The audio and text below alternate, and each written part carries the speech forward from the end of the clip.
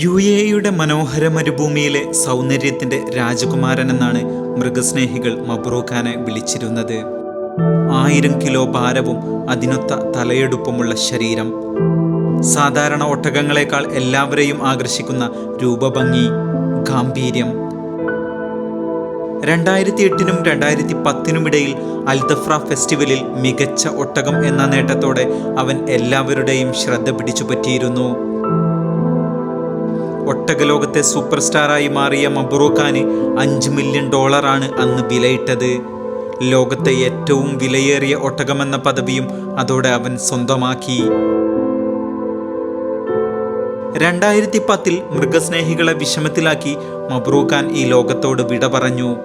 പക്ഷേ ആ പാരമ്പര്യം അവിടെ അവസാനിച്ചില്ല. ഒരു ദശാബ്ദത്തിനിപ്പുറം 2021-ൽ UAE ബയോടെക് റിസർച്ച് സെന്ററിലെ ഗവേഷകർ സംരക്ഷിത ചർമ്മകലകളിൽ നിന്ന് മബ്രൂഖാന്റെ പിൻഗാമികളെ സമാനമായ ജനിതക ഗുണങ്ങളോടെ 11 കുട്ടിയൊട്ടകങ്ങളെ ക്ലോണിങ്ങിലൂടെ ലോകത്തിന് മുന്നിലെത്തിച്ചു.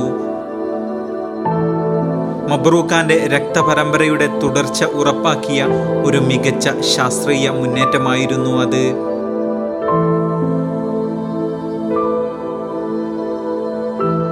ഇന്ന് മബ്രൂഖാന്റെ പിൻഗാമികൾ ഇതാ അബുദാബിയിൽ നടക്കുന്ന അഡിഹെക്സ് എക്സിബിഷനിലും താരങ്ങളാണ്. സന്ദർശകരുടെയെല്ലാം ശ്രദ്ധാകേന്ദ്രമാകാൻ അവർക്ക് ആ പാരമ്പര്യ ഗാംഭീര്യം തന്നെ ധാരാളം. ശാസ്ത്ര മികവിലൂടെ ഒരു പുതിയ കഥ വീണ്ടും പിറവിയെടുക്കുകയാണിവിടെ.